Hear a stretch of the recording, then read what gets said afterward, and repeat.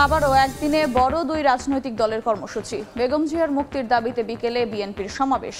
দলের প্রতিষ্ঠা বার্ষিকীর অনুষ্ঠান নিয়ে মাঠে আওয়ামী লীগও। তিস্তার মতো গঙ্গার পানি বন্টন চুক্তি নিয়ে মমতার মনোভাবের কড়া সমালোচনা খোদ পশ্চিমবঙ্গে। প্রতিবেশী দুই দেশের সম্পর্কে নেতিবাচক প্রভাব পড়ার শঙ্কা।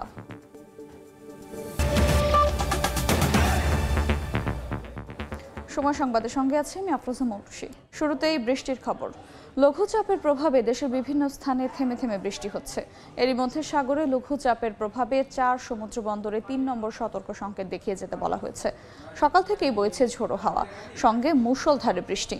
অন্যদিকে লঘুচাপের ফলে উত্তাল সাগরের বড় বড় ঢেউ আছড়ে পড়ছে তীরে। পটুয়াখালীর কুয়াকাটা সহ অন্যান্য সমুদ্র বন্দরেও বহাল 3 নম্বর সতর্ক সংকেত। পাশাপাশি পরবর্তী নির্দেশ না দেওয়া পর্যন্ত সকল মাছ ধরার ট্রলারকে উপকূলের কাছাকাছি থেকে সাবধানে চলাচল করতে বলা হয়েছে।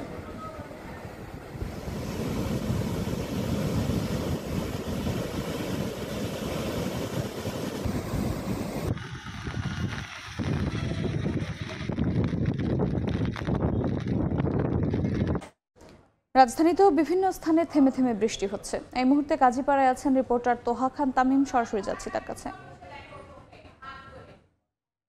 রাজধানীতে কিছুক্ষণ আগে কিন্তু বেশ বলা যায় যে সকাল থেকেই বৃষ্টি হয়েছে, বেশ মুষলধারে বৃষ্টি হয়েছে। এই মুহূর্তে যদিও বৃষ্টি নেই, কিন্তু মিরপুরের বিশেষ করে কাজীপাড়া শেওড়াপাড়া মানুষের যে ভাগ্যের যে পরিবর্তন সেটি কিন্তু আসলে হয়নি। তারা অভিযোগ করছেন যে একটু বৃষ্টি হলেই মিরপুর কাজীপাড়ার বা শেওড়াপাড়ার যেই এলাকাগুলো রয়েছে একেবারে প্রধান সড়কের পাশে পুরো রাস্তায় কিন্তু ডুবে যায়, এবং আমরা সেই চিত্রটি এখন লক্ষ্য করছি। আমরা একটু দেখাতে চাই এই মুহূর্তে ঠিক কাজীপাড়া যে মেট্রো স্টেশন রয়েছে তার সংলগ্ন যে ডাস্টবিন রয়েছে সেই ডাস্টবিনের পাশের যে মূল সড়ক, দুই পাশেই পুরো সড়ক ডুবে গিয়েছে। পুরো সড়কের বলা যায় যে 2 হাত বাকি রেখে পুরো সড়কটি কিন্তু ডুবে গিয়েছে, এবং আমরা দেখতে পাচ্ছি যে মানুষ, এখানকার যারা বাসিন্দা রয়েছেন তারা বেশ কষ্ট করে, নিদারুণ যে দুর্ভোগ সেই দুর্ভোগের চিত্রে আসলে আমরা এখানে দেখতে পাচ্ছি। তারা বলছেন যে একটু বৃষ্টি হলে এই পুরো সড়কটি ডুবে যায়।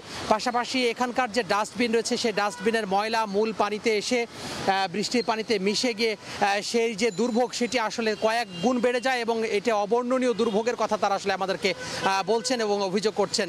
এবং তারা বলছেন যে সেটা আসলে 2-1 বছর ধরে না, বছরের পর বছর ধরে এই যে সমস্যা সেই সমস্যা চলছে। তারপরেও কিন্তু যারা কর্তৃপক্ষ রয়েছে তাদের কিন্তু টনক নড়ছে না, বা তাদের যেই যথাযথ সেই উদ্যোগ কিন্তু তারা গ্রহণ করছে না। বিশেষ করে এখানকার যারা দায়িত্বে রয়েছেন, এখানকার যারা বিভিন্ন যে সংস্থাগুলো রয়েছে, বিশেষ করে ওয়াসা রয়েছে, সিটি কর্পোরেশন রয়েছে, তাদের যে উদ্যোগ সেই উদ্যোগ যথাযথ নয় বলে এখানকার যারা বাসিন্দা রয়েছেন তারা আমাদেরকে জানাচ্ছেন, অভিযোগ করছেন। এখানে আমরা দেখতে পাচ্ছি যে এই পানিটা জমে গিয়ে পুরো রাস্তা ডুবে গিয়েছে, এবং চলাচলের ক্ষেত্রে পুরো যেই গাড়িগুলো রয়েছে, যানবাহনগুলো রয়েছে সেই যানবাহনও কিন্তু বেশ বেগ পেতে হচ্ছে। এছাড়া এলাকার যারা লোকজন রয়েছেন, বাসিন্দা রয়েছেন, তারাও তাদের যেই চলাফেরা সেই চলাফেরা কষ্টে হয়ে দাঁড়িয়েছে, এবং তারা স্বাভাবিকভাবে যে চলাফেরা সেটি করতে পারছে না। এছাড়া ডাস্টবিনের ময়লা পানিতে মিশে গিয়ে যেই নোংরা পানিতে পরিণত হয়েছে, এবং এখানে যারা চলাফেরা করছেন তারা বলছেন যে এখানকার চলাফেরা করলে পায়ের যেই বা চামড়াতে যে আমাদের যেই বিভিন্ন ধরনের সমস্যা, রোগবালা, সেই রোগবালা কিন্তু দেখা দিচ্ছে, চর্মরোগ দেখা দিচ্ছে। এভাবেই কিন্তু বলা যায় যে বৃষ্টি হওয়ার পরে এই যে জমে থাকা পানি, সেই জমে থাকা পানি অবর্ণনীয় যে দুর্ভোগ সেই দুর্ভোগে পরিণত হয়েছে। তো কাজীপাড়া থেকে এই ছিল আমার হাতে সবশেষ। বৃষ্টির কারণে জলাবদ্ধতার খবর জানছিলাম কাজীপাড়া থেকে। তিস্তার মতো গঙ্গার পানি বন্টন চুক্তি নিয়ে পশ্চিমবঙ্গের মুখ্যমন্ত্রী মমতা বন্দ্যোপাধ্যায়ের মনোভাবের কড়া সমালোচনা শুরু হয়েছে খোদ তার নিজের রাজ্য জুড়ে। তৃণমূল নেত্রীর এমন মনোভাবে প্রতিবেশী দুই দেশের সম্পর্কে নেতিবাচক প্রভাব পড়ার আশঙ্কাও করছেন মমতার রাজ্যের বর্ষিয়ান সাংবাদিকরা। তাদের কেউ কেউ বলছেন 2011 সালে তিস্তা চুক্তির সময় তৎকালীন মনমোহন সিং সরকার অনেক চেষ্টা করেও বোঝাতে পারেননি মমতাকে, তবে গঙ্গার চুক্তি নবায়ন মমতা আটকাতে পারবেন না। ভারত থেকে বিস্তারিত জানাচ্ছেন সুব্রত আচার্য। 2011 সালে ভারতের তৎকালীন প্রধানমন্ত্রী ডক্টর মনমোহন সিং এর সফর সঙ্গী হিসেবে নাম ঘোষণার পর বাংলাদেশ সফর বাতিল করেছিলেন সদ্য পশ্চিমবঙ্গের ক্ষমতায় আসা তৃণমূল কংগ্রেসের মুখ্যমন্ত্রী মমতা বন্দ্যোপাধ্যায়। সফর বাতিলের কারণ তিস্তা চুক্তিতে তার সায় না থাকা। 2011 সাল থেকে 2024 গেল 13 বছর ধরে তিস্তা চুক্তি আলোর মুখ দেখেনি। বাংলাদেশের অধিকার থাকলেও সেই পানির ন্যায্য ভাগও পায়নি ভাটির দেশের লাখ লাখ লাখ মানুষ, যার ফলস্বরূপ উত্তরবঙ্গে কখনো বন্যা আর কখনো তীব্র খরা। তিস্তায় বাগড়া দেওয়ার পর এবার পশ্চিমবঙ্গের প্রশাসনিক প্রধানের নজর গঙ্গার পানি বন্টন চুক্তির নবায়নের দিকেও। লোকসভা ভোটের সময় মুর্শিদাবাদের প্রচারে গিয়ে ফারাক্কার ব্যারেজ লাগোয়া মানুষকে আন্দোলনে নামার পরামর্শ দিয়েছিলেন মমতা। আর এবার দুই দেশের প্রধানমন্ত্রীর দ্বিপাক্ষিক বৈঠকের পর সরাসরি তিস্তা গঙ্গা চুক্তি নিয়ে রণংদেহী রাজ্যটির মুখ্যমন্ত্রী। এতেই মারাত্মক প্রতিক্রিয়া দেখাচ্ছেন দুই দেশের সম্পর্ক নিয়ে যারা কাজ করেন সেই বিশ্লেষকরা। তাদের মতে এই ধরনের আচরণ প্রতিবেশী দুই দেশের ওপর নেতিবাচক প্রভাব ফেলছে। মমতা নিজে মনে করছেন যে তিনি অঙ্গরাজ্যের মুখ্যমন্ত্রী নন, তিনি একজন প্রধানমন্ত্রী। এই যে তার নিজের চিন্তাভাবনাটা দুই দেশের সম্পর্ক দিনের পর ক্ষতি করে দিয়েছে। বর্ষিয়ান এই সাংবাদিক 2011 সালে তিস্তা চুক্তি ভেস্তে যাওয়ার পেছনে মমতার অবস্থানের কড়া সমালোচনাও করেন। বলেন, তৎকালীন নিরাপত্তা উপদেষ্টা শিবশঙ্কর মেনন 3 বার মুখ্যমন্ত্রীকে বোঝাতে এসেছিলেন কলকাতায়, কিন্তু মমতা বোঝেননি। তিস্তা চুক্তি যাতে মমতার মনমোহন সিংয়ের সঙ্গে ঢাকায় যায়, সেই আলোচনার জন্য তৎকালীন ভারত সরকারের নিরাপত্তা উপদেষ্টা প্রধানমন্ত্রী Shivshankar Menon, who's very close friend of mine, Shivshankar Menon 3 বার কলকাতায় আসে ভারত সরকারের ইরিগেশন সচিবকে সঙ্গে নিয়ে তাকে বোঝাবার চেষ্টা করে। তুই বুঝতে চান, আমি বুঝবো না। শিবশঙ্কর খুব চড়ে গেছে। Chief minister doesn't understand ABCD, তাকে তুমি ইংরেজিতে আগে শেখাও, তারপর তোমার ডিপ্লোমেসি ফরেন অফিসের সঙ্গে কথা বলতে হয় কিভাবে সেটা তাকে জানতে হবে। বিশ্লেষকরা বলছেন, বিজেপির সঙ্গে নেতিবাচক সম্পর্কের কারণেই গঙ্গার পানি বন্টন চুক্তির নবায়নের সিদ্ধান্তের বিরুদ্ধে মমতার কঠোর এই অবস্থান। সুব্রত আচার্য, সময় সংবাদ, ভারত। শিক্ষাবর্ষ শেষ হতে চললেও মাধ্যমিকের নতুন কারিকুলামের মূল্যায়ন প্রক্রিয়ায় চূড়ান্ত হয়নি। 7টি স্কেলে শিক্ষার্থীদের মূল্যায়নের প্রস্তাব চূড়ান্ত হতে পারে বলে জানিয়েছে কারিকুলাম বোর্ড। একে সিদ্ধান্তহীনতার বহিঃপ্রকাশ আখ্যা দিয়ে 7 স্কেলে মূল্যায়ন পদ্ধতি আন্তর্জাতিক অঙ্গনে গ্রহণযোগ্যতা নিয়েও প্রশ্ন তুলেছেন শিক্ষা বিশ্লেষকরা। শাকির আহমেদের রিপোর্ট। চলতি বছর মাধ্যমিক পর্যায়ের 9ম শ্রেণী পর্যন্ত চলছে নতুন কারিকুলাম। তবে গত বছর থেকেই অভিভাবক সহ নানা অংশীজনের প্রতিক্রিয়ার প্রেক্ষিতে মূল্যায়ন পদ্ধতি ঢেলে সাজাতে কাজ শুরু করে শিক্ষা মন্ত্রণালয়। সবশেষ সিদ্ধান্ত অনুযায়ী প্রতিটি বিষয়ে 5 ঘন্টার মূল্যায়ন হবে।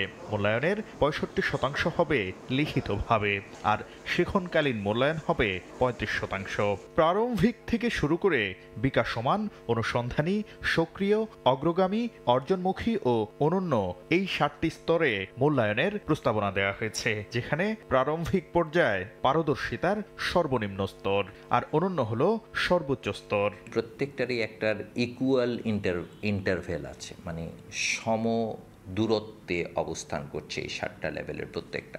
এছাড়া একটি শ্রেণীতে 2টি বিষয়ে কাঙ্ক্ষিত পারদর্শিতা ও দক্ষতা প্রদর্শনে ব্যর্থ হলে শর্ত সাপেক্ষে পরবর্তী শ্রেণীতে উন্নীত হওয়া যাবে। তাকে যে 2টা বিষয়ের জন্য আমরা বলছি যে রিপিট করব, সেটা কিন্তু শিক্ষণকালীন মূল্যায়নের জন্য নয়। একাদশ শ্রেণীর ক্লাসে করবে, একাদশ শ্রেণীর পড়ায় পড়বে, শুধু সামষ্টিক মূল্যায়ন পরবর্তী বছরে যেটা হবে সেখানে গিয়ে সে ওই 2টো বিষয়ে পরীক্ষা দিতে হবে। তবে চলতি শিক্ষাবর্ষের প্রথম 6 মাস পার হয়ে গেলেও এখনো মূল্যায়ন পদ্ধতি চূড়ান্ত করতে না পারাকে দুর্বলতা বলছেন শিক্ষাবিদরা। আন্তর্জাতিক বিশ্বের সাথে তাদের যে মূল্যায়ন পদ্ধতি আছে, ইন্টারন্যাশনাল স্ট্যান্ডার্ডাইজড অনেক টেস্ট আছে, সেগুলোর সাথে আমাদের এটা সামঞ্জস্যপূর্ণ না। আমি মনে করি এগুলো সামঞ্জস্যপূর্ণ হওয়া উচিত। তবে আন্তর্জাতিক পরিমণ্ডলের সঙ্গে সঙ্গতি রেখে নতুন কারিকুলামের সব দিক সাজানো হয়েছে বলে দাবি জাতীয় শিক্ষাক্রম ও পাঠ্যপুস্তক বোর্ডের। শাকির আহমেদ, সময় সংবাদ, ঢাকা। ব্রাহ্মা জাতের গরু নিষিদ্ধের কথা দেশের আইন নীতিমালার কোথাও নেই, বরং বিফ ক্যাটল ডেভেলপমেন্ট শীর্ষক প্রকল্পের মধ্যবর্তী মূল্যায়নে ব্রাহ্মা পালনকে এগিয়ে নেওয়ার সুপারিশ করেছে IABD। কামরুল হাসান সবুজের রিপোর্ট।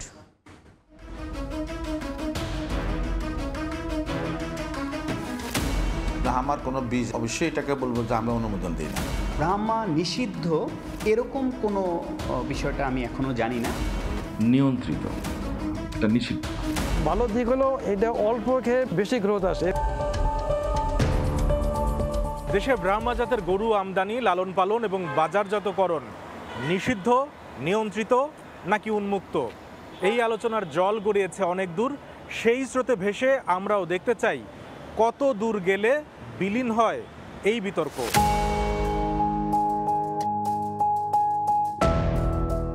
প্রথমেই আমরা বাংলাদেশ ডেইরি ফার্মার্স অ্যাসোসিয়েশনের মুখোমুখি।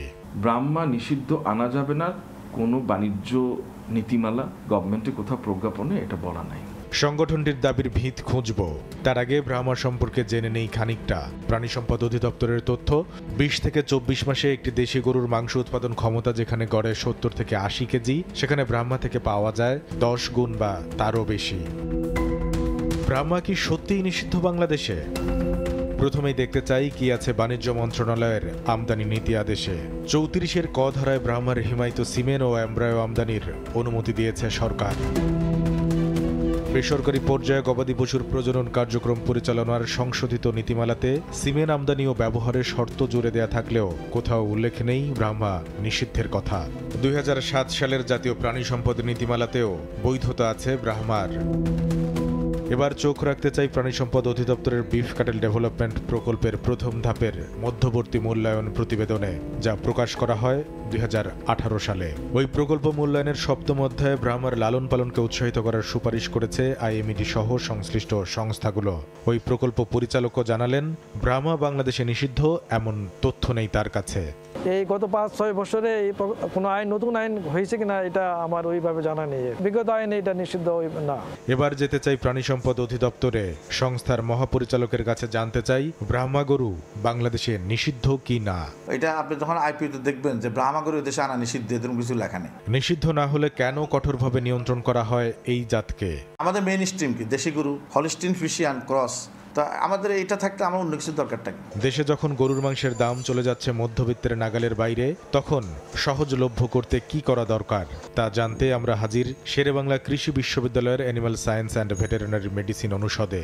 মাংসটাকে কম দামে যদি দিতে চাই ভোক্তাদের কাছে, শুধু গরু কেন, আমি বলবো ছাগলের জন্য, ভেড়ার জন্য আমাদের এই মাংস জাতের দিকে চলে যেতে হবে। ব্রাহ্মা ঘিরে এত আলোচনা সমালোচনার শুরু 2021 সালে ঢাকার হযরত শাহজালাল আন্তর্জাতিক বিমানবন্দরে, যেখানে সাদিক এগ্রোর আমদানি করা 19টি গরু জব্দ ও খালাসে হাইকোর্টের দেয়া আদেশে মিথ্যা ঘোষণায় ওই চালান আমদানির কথা বলা হলেও নিষিদ্ধ বলা হয়নি ব্রাহ্মাকে। দুধ উৎপাদনে স্বয়ংসম্পূর্ণ হতে গিয়ে সচেতনতা এবং নিয়ন্ত্রণের অভাবে মাংস উৎপাদনে পিছিয়ে থাকে এবং তুলনামূলক কম দামে গরুর মাংস কেনা এবং খাওয়ার সুযোগ থেকে দেশের মানুষকে বঞ্চিত করার যৌক্তিকতা কি? আপনাদের মতোই সেই ব্যাখ্যা খুঁজছি আমরাও। কামরুল হাসান সবুজ, সময় সংবাদ, ঢাকা।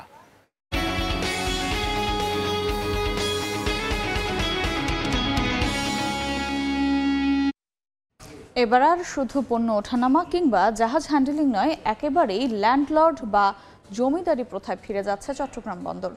বিলিয়ন ডলার লাভের আশায় নিজেদের রিয়ার্ড ও টার্মিনাল বিনিয়োগের জন্য দেয়া হচ্ছে বিদেশি প্রতিষ্ঠানকে।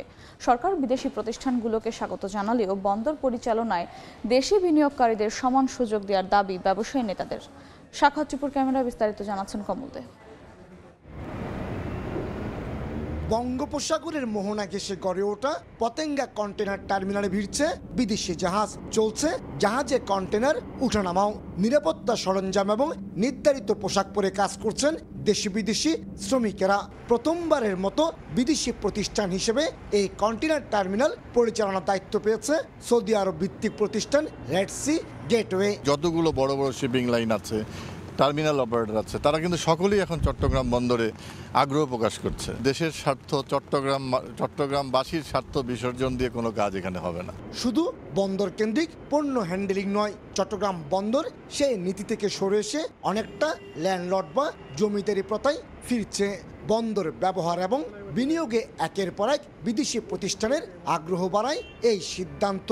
চলতি বছরে 6 থেকে 8 বিলিয়ন মার্কিন ডলার বিনিয়োগে চুক্তি স্বাক্ষর করবে ডেনমার্কের মার্কসলাইন, আরব আমিরাতের ডিপি ওয়ার্ল্ড, সিঙ্গাপুরের সিঙ্গাপুর পোর্ট অথরিটি। এর আগেই চুক্তি সম্পন্ন করেছে আবুধাবি পোর্ট অথরিটি। একদিকে বিদেশি বিনিয়োগ দেশে ভালো, কিন্তু আরেকদিকে আমি মনে করি যে আমাদের বাংলাদেশি বিনিয়োগকারীরা যেখানে সুযোগ পাওয়া উচিত, তাহলে কম্পিটিশনটা হবে, আর কম্পিটিশন হলে কাজটা ভালো হবে। শুধু পতেঙ্গা কন্টেনার টার্মিনাল পিসিটি নয়, বন্দরের new mooring container terminal, NCT, বে টার্মিনালের 3টি টার্মিনাল, লালদিয়ার চরে আসছে বিদেশি বিনিয়োগ। এনসিটি, সিসিটি এবং জেসিবি সহ বন্দরের জেটিগুলো পরিচালনা করছে বেশ কটি দেশীয় বার্তা অপারেটর প্রতিষ্ঠান। বন্দর উন্নয়ন, বন্দরের ইনফ্রাস্ট্রাকচার ডেভেলপমেন্ট, টেকনোলজি আনা, সার্ভিস ভালো করার ব্যাপারে, হিউম্যান রিসোর্স ডেভেলপমেন্টের ক্ষেত্রে, সব ক্ষেত্রে তারা এখানে আমাদের সাথে একসাথে কাজ করতে আমরা চাই। বর্তমানে চট্টগ্রাম বন্দর দিয়ে আমদানি এবং রপ্তানি পণ্য থেকে বছরে 70,000 কোটি টাকা শুল্ক আদায় করছে চট্টগ্রাম কাস্টম হাউস। বিদেশি বিনিয়োগ বাড়তে থাকলে কয়েক বছরের মধ্যে রাজস্ব আদায় লাখো কোটি টাকা ছাড়িয়ে যাওয়ার আশা কর্তৃপক্ষের। চট্টগ্রাম বন্দর এখন ল্যান্ডলর্ড বন্দর হতে চায়, তার জমি ব্যবহার করতে চায় বিদেশি বিনিয়োগকারীরা। আর বিদেশি প্রতিষ্ঠানগুলো বিলিয়ন বিলিয়ন ডলার বিনিয়োগের আগ্রহ নিয়ে চট্টগ্রাম বন্দরে আসছে। প্রথম পর্যায়ে বিনিয়োগ করেছে সৌদি আরব ভিত্তিক প্রতিষ্ঠান Red Sea Gateway. Patenga container terminal এখন তাদের নিয়ন্ত্রণে। একইভাবে বে টার্মিনাল সহ এনসিটিতেও বিনিয়োগ করতে চায় বিদেশি প্রতিষ্ঠানগুলো। চট্টগ্রামের পতেঙ্গা কন্টেইনার টার্মিনাল থেকে কমল দে, সময় সংবাদ। এই ছিল সময় সংবাদে। এরপর খেলার সময় সঙ্গে থাকবেন জুম্মান সাদিক জাভেদ। ধন্যবাদ মরুষি। কিছুক্ষণ পরে ফিরছি খেলার সময় নিয়ে, ততক্ষণ সঙ্গে থাকুন সময়ের।